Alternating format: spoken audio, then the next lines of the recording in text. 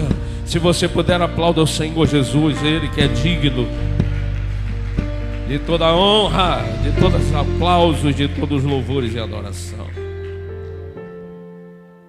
Queridos e amados irmãos, mais uma vez eu vos convido a abrir as vossas Bíblias sentado como estão, no livro de Provérbios, no seu capítulo de número 24. Versículo de número 10. O Senhor tem colocado no meu coração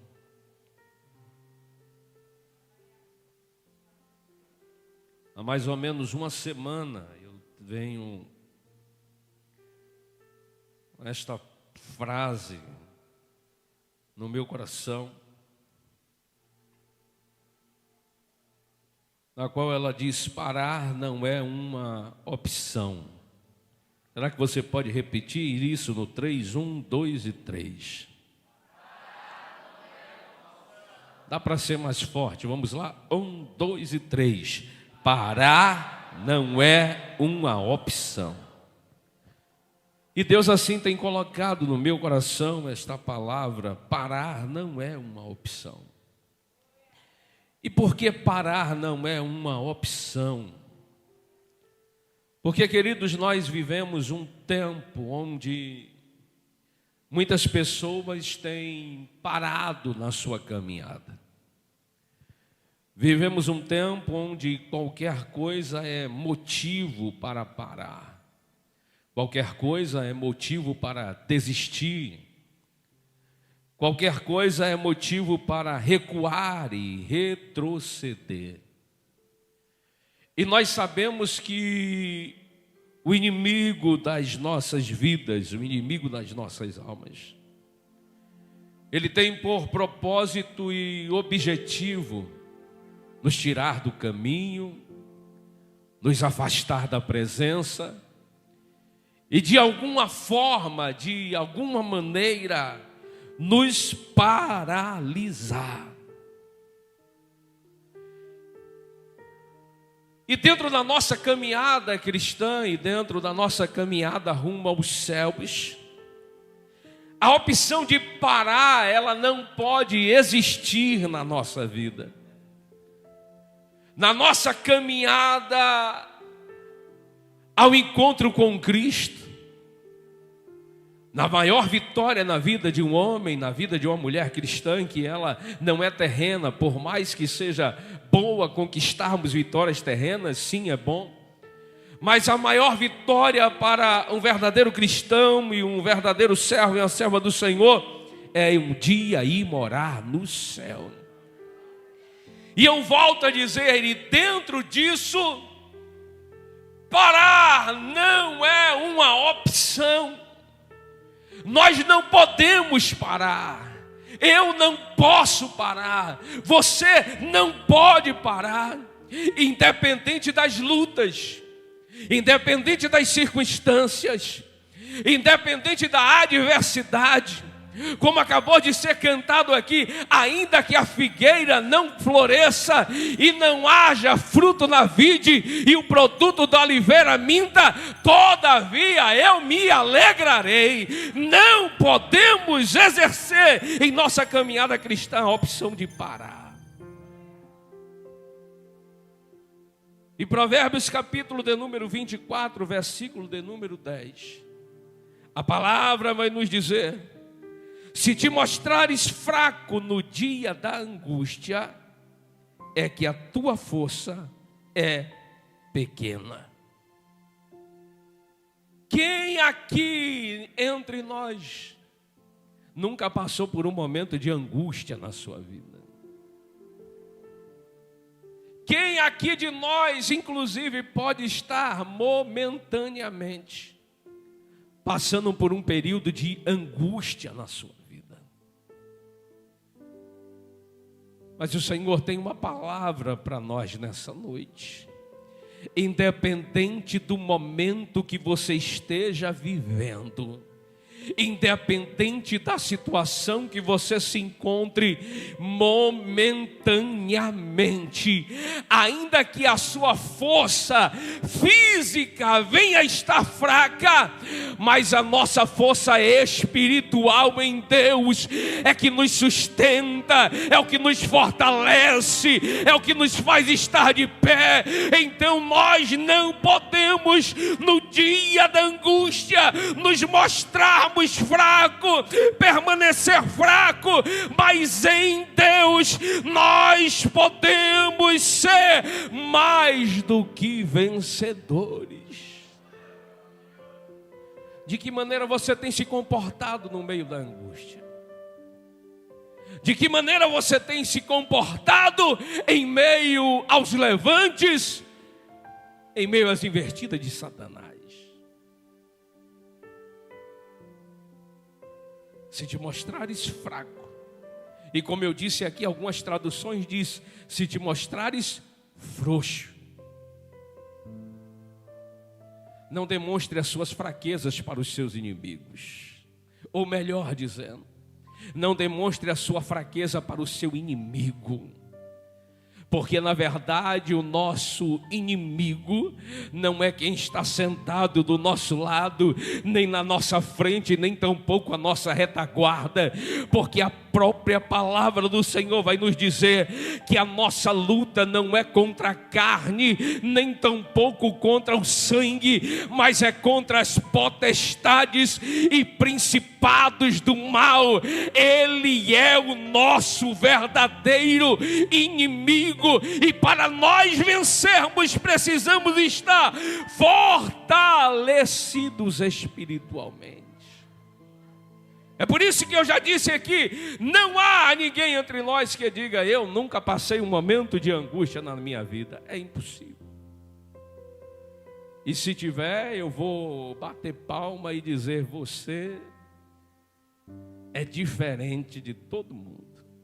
Porque não tem um, querido. Tem dia que a gente acorda bem e tem dia que a gente acorda não tão bem quanto a gente dormiu. Tem dia que a gente está sorrindo e tem dia que a gente está meio cabisbaixo, meio triste. E a gente até mesmo não consegue explicar o que foi que aconteceu. Lembra como o salmista ele diz, por que estás abatido, ó minha alma? Por que te perturbas dentro de mim? Espera em Deus. O que nós não podemos, queridos, é permitir que a angústia venha nos dominar. O que nós não podemos permitir é que o desânimo, que a fraqueza, que as circunstâncias venham nos afastar de Deus. Mas é nesta hora que nós precisamos abrir a nossa boca, clamar ao Abba Pai, e Ele enviará o socorro necessário para nós. Mas nós não podemos aceitar que a opção de parar se torne uma realidade na nossa vida. Definição de fraco no dicionário diz que fraco é aquele que se acovarda diante de algo. Lembra como estava Israel diante do gigante Golias? Um grande exército com medo, pressionado, abatido. E o inimigo clamava e dizendo, não tem um aí para me enfrentar. Porque eles se acovardaram diante das circunstâncias. Se você se acovarda diante das circunstâncias, você se torna um alvo fraco para o seu inimigo. Precisou Deus criar uma situação e pegar alguém que não era do exército, mas que tinha uma confiança no Deus Todo-Poderoso. Quando nós estamos cheios de Deus na nossa vida, querido, a angústia vai bater na nossa porta, mas ela não vai encontrar morada dentro do nosso interior. Deus pega o menino para levar pão, para levar queijo, para levar alimento para para os seus irmãos. E quando ele chega lá e ouve o gigante afrontando o exército de Israel, aquele menino que aos olhos humanos não tinha nenhuma condição de enfrentar o gigante, mas ele ouve e diz: quem é este incircunciso filisteu que ousa afrontar o exército do Deus Todo-Poderoso?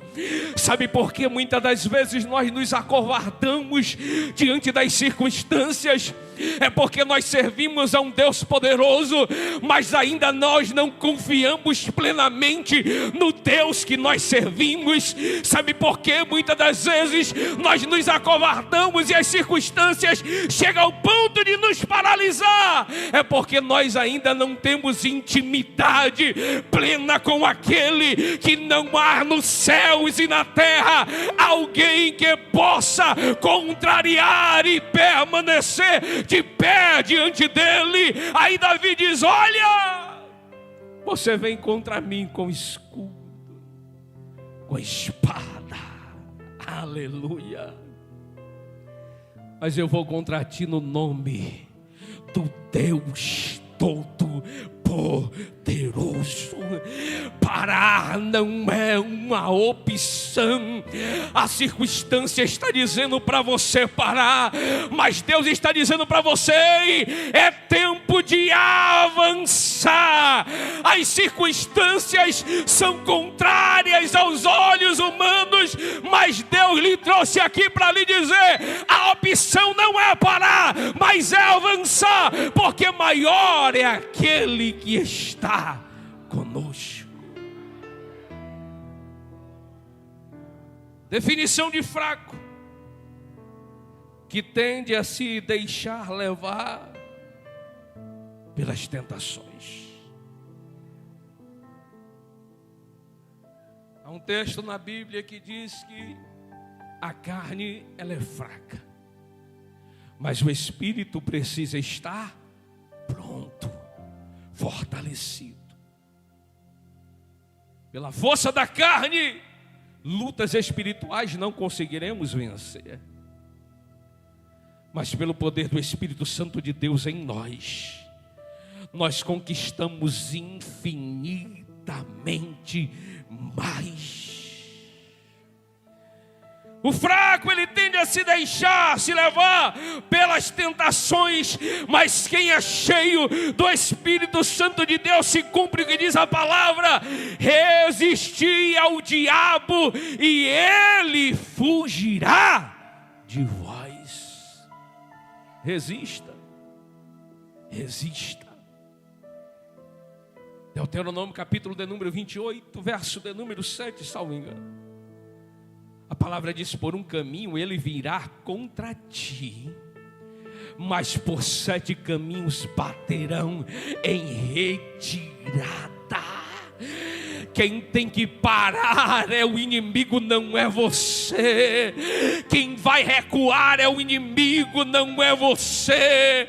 Quem vai parar de investir contra a tua vida é o inimigo, mas você não vai parar de avançar, porque eu volto a dizer e repetirei isso por mais vezes: parar não é opção para a nossa vida. Deus está conosco e as portas do inferno não prevalecerão contra nós.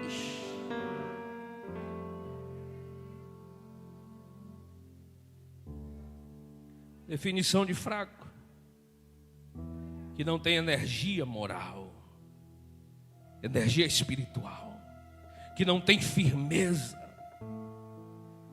o seu caráter é fraco. E essas características não devem se enquadrar em nossas vidas. Não se deixe vencer pelo medo.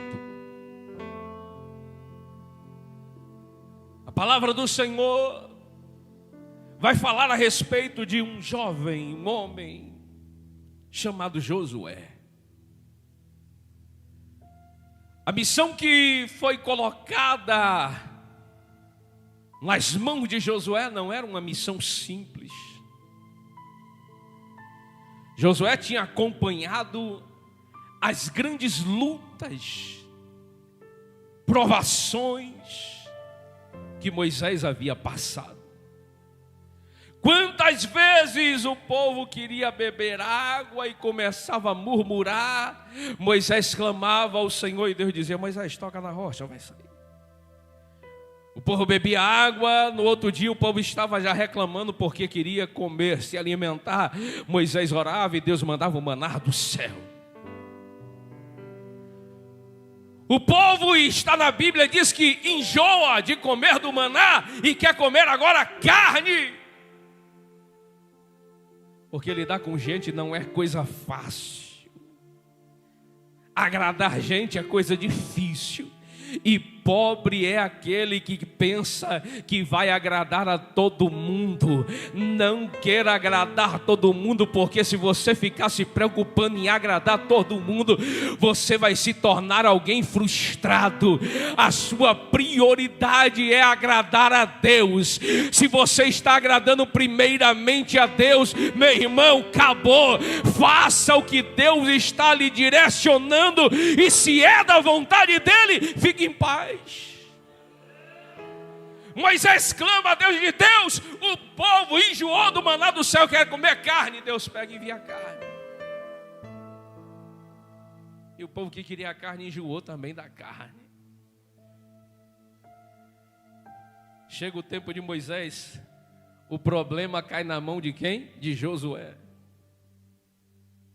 Josué conhecia a raça. Josué conhecia o povo.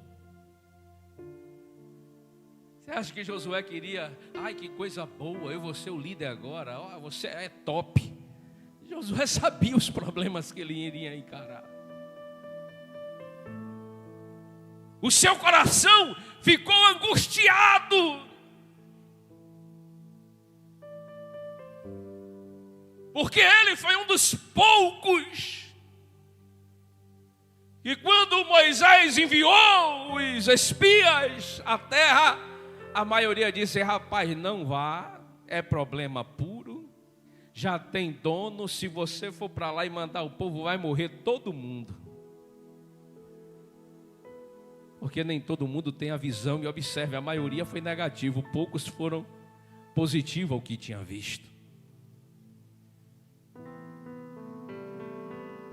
Mas uma certa vez o pastor Cleudson, ministrando para os dirigentes em Camaçari, ele disse: gaste energia com quem quer. Com quem não quer, não gaste energia, porque você vai se tornar um dirigente, um obreiro, um pastor frustrado, porque quem não quer não adianta. Pode descer o anjo do céu, pode descer Jesus, ele ainda vai encontrar alguma coisa para achar ruim. Josué está lá para assumir. A desconfiança já paira. Quem será? E Deus diz: escolhe, é Josué. E a gente vê no capítulo de número 1, versículo de número 9, o Senhor dizendo para ele: não te mandei eu, esforça-te e tem bom ânimo. Olha o que Deus diz: não temas nem o quê? Nem te espantes. Por que Deus diz isso? Ele estava espantado, assustado, angustiado, temeroso. Mas Deus estava dizendo: Josué, não se preocupe, eu estou contigo e não abro mão. É você que eu escolhi, a hora é sua, o tempo é teu, e quem se levantar não vai destruir, porque quando Deus escolhe, Deus separa, Deus guarda, Deus garante. Ele vai adiante. Não temas, nem te espantes, porque o Senhor teu Deus é contigo por onde quer que andares. É como se Deus estivesse dizendo para Josué: Josué, não há opção de parar. Eu confio em você. E Deus, ele não escolhe como o homem pensa. Deus, ele não escolhe como eu vejo, como você vê. É palavra. Deus pega Samuel, manda a casa de Jessé, o seu filho mais formoso. Meu nome que eu esqueci dele agora? Eliabe. Vai recepcionar o profeta Samuel. Samuel, quando olha, ele diz: certamente este é um homem que Deus escolheu para ser rei de Israel. Aí Deus brada e diz: não. Não te atentes para a tua aparência, nem para a sua formosura, nem para a sua estatura. Porque eu, Senhor, não vejo como o homem vê aquilo que está diante dos seus olhos. Mas Deus, que é Deus, Ele sonda e contempla cada coração. Ele sabe o que está no meu coração, Ele sabe o que está no teu coração. O nosso coração, a gente pode até tentar enganar alguém que está do nosso lado, alguém até que é próximo de nós, mas a Deus não há ninguém que possa enganá-lo. Ah, Senhor, eu estou temeroso, Josué. Não tem opção de parar. Ah, Deus, o povo não confia em mim. Aí Deus diz: não, mas quem te escolheu foi eu. Não há opção de parar. Vá, Josué, porque eu serei contigo. Não temas e não te espantes.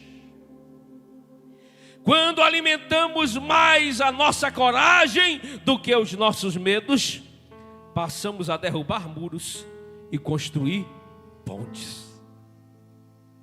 Alimente mais a sua fé. Alimente mais a sua coragem. Alimente mais a sua comunhão com Deus. Alimente mais a sua intimidade com Deus. Porque, querido, como está no próximo slide, eu quero agora convidar você para ler comigo o que está escrito lá. Pula aí, Tássio, próximo. Tássio. O que eu tenho dito, agora é você que vai dizer. Vamos lá, 1, 2 e 3. Será que você pode dizer isso para essa pessoa que está do teu lado? Seja um profeta na vida dessa pessoa. Diga: parar não é uma opção. Não é uma opção. Não é. Quem sabe você veio até aqui nessa noite pensando em parar. Mas Deus está dizendo: eu renovo as tuas forças, eu renovo as minhas promessas na tua vida. Parar não é opção. Se você estava parado, Deus está dizendo: é noite de você sair da inércia, é noite de você sair da paralisação. É hora de marchar, de erguer a cabeça, de voltar a avançar, de voltar a caminhar. Deus te escolheu para avançar. 1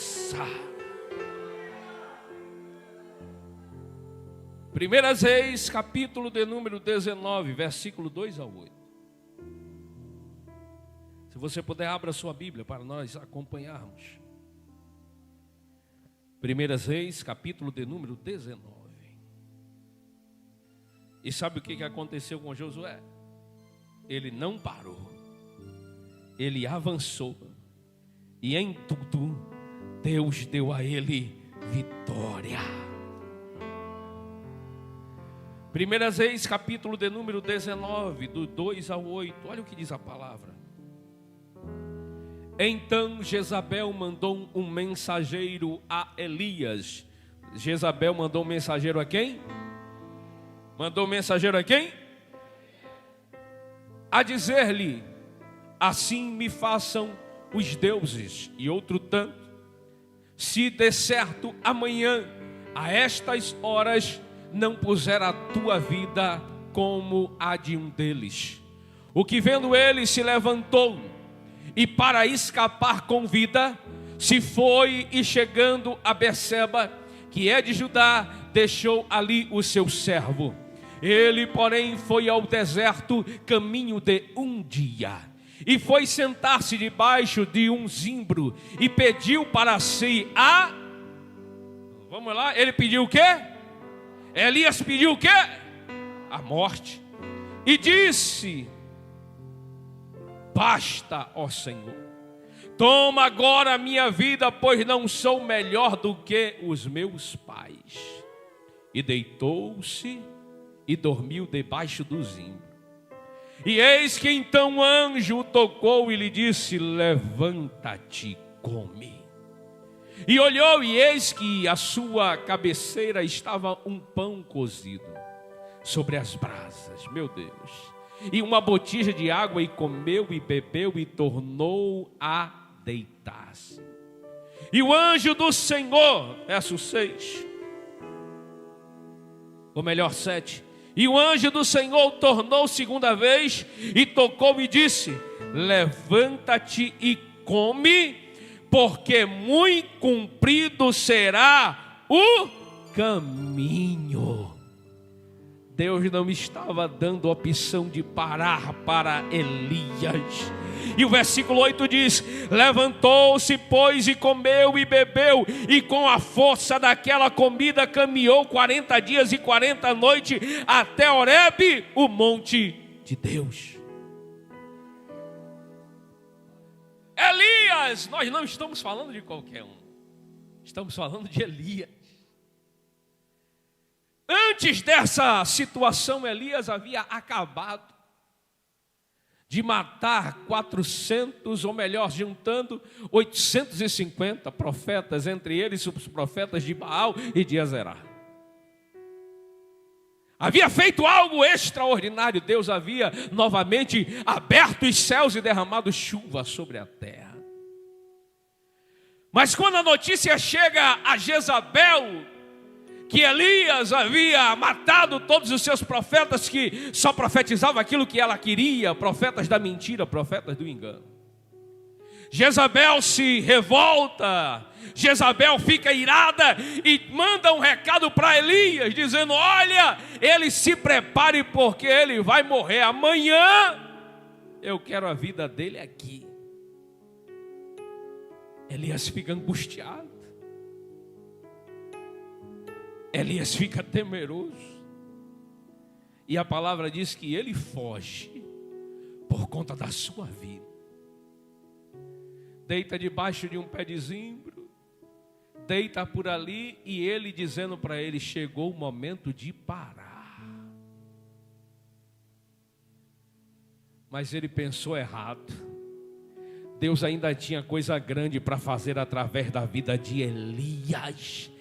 Por gentileza, com todo carinho, e como um homem e uma mulher de Deus, dê uma olhadinha para quem está perto de você e diga: Deus ainda tem muito a fazer através da sua vida.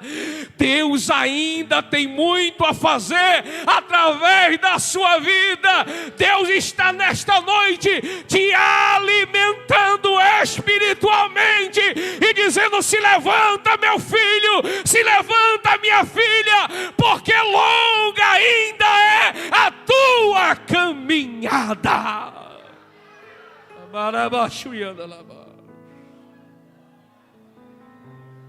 Ele come, e a palavra diz que o alimento o fortalece. 40 dias e 40 noites correndo, andando. Mas quando ele chega, como lemos aqui, lá no monte, lá em Horebe, no monte de Deus, Elias ainda estava angustiado. Saiu do pé do zimbro, mas foi para dentro da caverna. Caverna não é lugar para homem e para mulher que Deus chamou com um propósito. A opção de parar não está na sua vida. Deus está falando conosco: levante, se alimente, venha caminhar, venha marchar, porque o Senhor não lhe deu a ordem nem o direito de parar. Entra para a caverna. E o verso 9 diz: e ali entrou numa caverna e passou ali a noite, e eis que a palavra do Senhor veio a ele e lhe disse: que fazes aqui, Elias? Que fazes aí? Deus está perguntando a algumas pessoas nesta noite: o que tu fazes parado?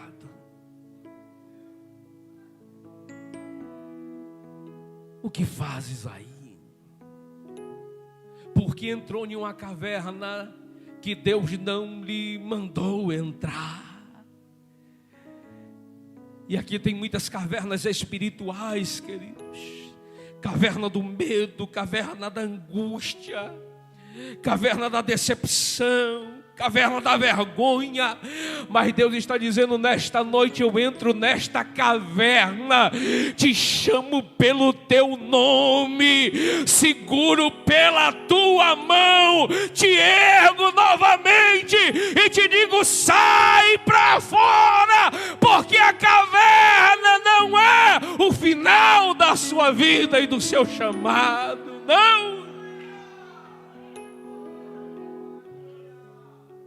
Verso de número 12, ou melhor, 11. E ele disse: sai para fora e põe-te neste monte perante a face do Senhor. E eis que passava o Senhor, como também um grande e forte vento, que fendia os montes e quebrava as penhas diante da face do Senhor. Porém o Senhor não estava no vento. E depois do vento um terremoto.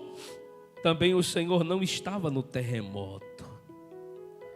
E depois do terremoto um fogo, porém também o Senhor não estava no fogo. Tem gente às vezes que está esperando Deus fazer como alguns dizem, um rebuliço. Se Deus não fazer um rebuliço, se não mandar alguém marchando, se o céu não abrir, se não acontecer uma coisa terrível e extraordinária, eu vou continuar dentro da caverna. Mas Deus não falou com Elias pelo terremoto, não falou através do vento forte, não falou com Elias através do fogo. E falou como? O pastor está aqui. E depois do vento, um terremoto, e também o Senhor não estava. E o 12 diz: e depois do fogo, uma voz mansa e delicada. E sucedeu que, ouvindo a Elias, envolveu o seu rosto na sua capa e saiu para fora. Quantos podem glorificar o nome do Senhor? A voz do Senhor vem para você nesta noite, uma voz mansa, uma voz amiga, uma voz de carinho, uma voz de quem renova as expectativas e a esperança. Elias se levantou, vestiu de novo a sua capa, se pôs do lado de fora da caverna e ele entendeu: neste dia eu tiro da minha vida toda a paralisação e volto a cumprir o chamado de Deus, porque não há opção de parar para quem tem chamado. Não há. Você tem chamado, você tem chamado. 2 Coríntios capítulo de número 12, versículo de número 9. Mas ele me disse: a minha graça é suficiente para você, pois o meu poder se aperfeiçoa na fraqueza. Portanto, eu me gloriarei ainda mais alegremente em minhas fraquezas, para que o poder de Cristo repouse em mim. Se você quiser, Ele te renova nessa noite.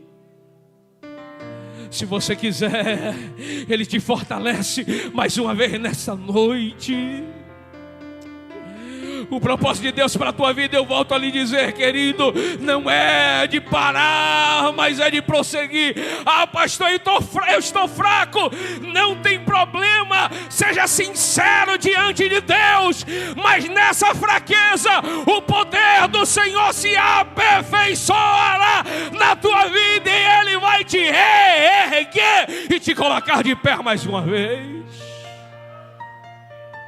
Verso de número 10 do capítulo de número 12 diz: por isso, Sinto prazer nas minhas fraquezas. Não é nos pecados, é nas fraquezas. É Ele reconhecendo que nas limitações dele humana existia um Deus, e existe um Deus que sempre o sustentou e sempre o colocou de pé. Sinto prazer nas fraquezas, nas injúrias, nas necessidades, nas perseguições, nas angústias, por amor de Cristo, porque quando estou fraco, então sou forte. Quantos podem glorificar o Senhor pela sua palavra? Eu gostaria de lhe convidar a repetir só esta última frase. Porque quando estou fraco, então sou forte. Vamos lá? 1, 2 e 3. Porque quando... Mais uma vez repita isso. Porque... Coloca a mão no teu coração e diga: nesta noite eu recebo, Pai, força dos céus para a minha vida. Receba a força do Senhor na tua vida. Receba a força do Senhor no teu coração. Receba a força do Senhor na tua alma. Receba a força do Senhor nos teus pensamentos. Receba a força do Senhor no seu psicológico. Receba a força do Senhor na tua vida espiritual. Ele te fortalece nessa noite. Parar não é opção para a tua vida. Ele mais uma vez te ergue, te coloca de pé e te diz: marche e avance, porque eu irei adiante de ti.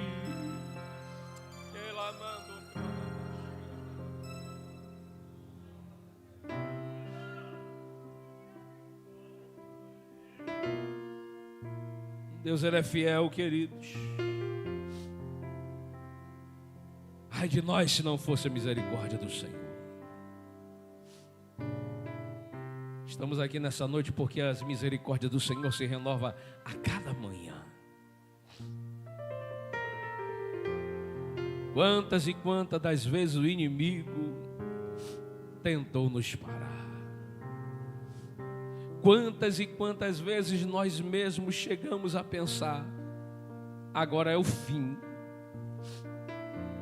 E o inimigo de longe ficou na expectativa de ver você caído, prostrado, humilhado e envergonhado. Mas a voz mansa do Senhor soprou no teu íntimo. E mesmo você pensando que não iria mais ouvir a voz dele, oh, aleluia, ele te disse: meu filho, minha filha, eu te amo. Eu te levantei para um propósito. Eu confio em você.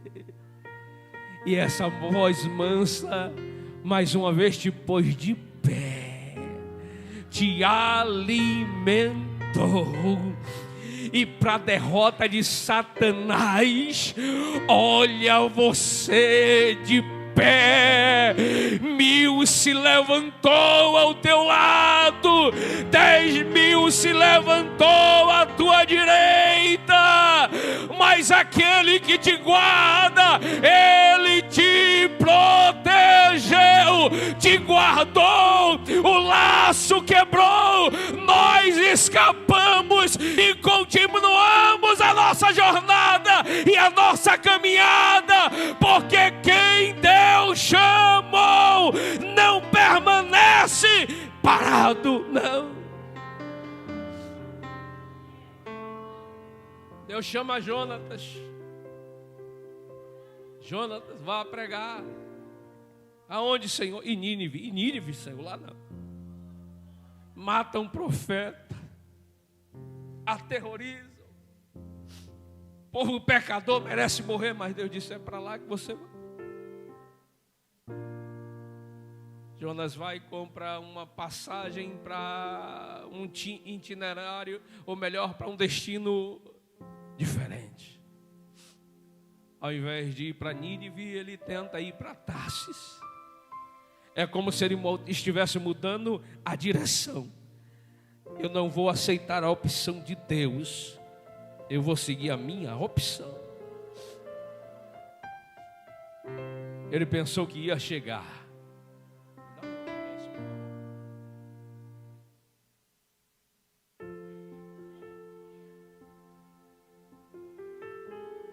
Ele pensou que ia chegar no destino. Mas Deus criou uma situação. Porque quando Deus tem um chamado específico na vida de alguém, não adianta fugir. Alguns até dizem assim, se não quiser Deus vai levantar o outro. Deus, ele faz isso. Mas quando ele tem um chamado específico na vida de alguém, tu pode até tentar fugir para Tarsis, pode até tentar mudar o itinerário, mas Deus vai lá, sacode um mar, coloca dentro do ventre de um peixe, para reconhecer que não existe a criatura dizer não para o teu Criador, porque quando Ele quer, quando Ele escolhe, quando Ele chama e quando Ele tem algo específico, aí é quando diz, se não for pelo amor, vai pela dor, mas papai pega e faz cumprir aquilo que Ele determinou. Não adianta. Entrou no ventre, se arrependeu, orou, pediu a Deus mais uma oportunidade. Sabe como é que Deus é tão bom? E Deus deu.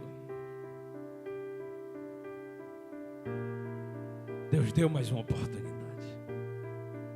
Agora nós precisamos ter sabedoria. Porque as oportunidades também, elas se limitam. Mas Jonatas aproveitou e foi fazer aquilo que Deus mandou. Ainda reclamando um pouquinho depois, mas ele fez o que Deus mandou. Isaías capítulo de número 41, versículo de número 10. Mas os que esperam no Senhor renovarão as forças, subirão com asas como águia, correrão e não se cansarão, caminharão e não se fatigarão. Se prepara, porque Deus está preparando um novo voo para a tua vida. Ele está te fortalecendo para você dar voos altos, para você cumprir tudo aquilo que Ele reservou para a tua vida e Ele tem liberado para você. Se você entrou fraco e você veio disposto a ser renovado, você não sairá daqui desta noite da mesma maneira que você chegou, mas o Pai te renovará, te dará força e você subirá com asas como de águia.